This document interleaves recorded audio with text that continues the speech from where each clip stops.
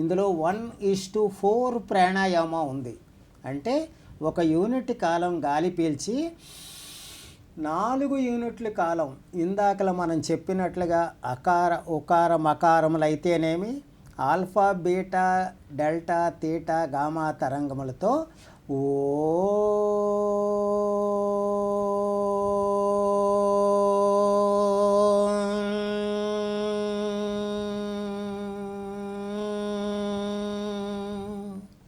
అని బొగ్గు పులుసు వాయువు బయటికి వెళ్ళిపోతుంది.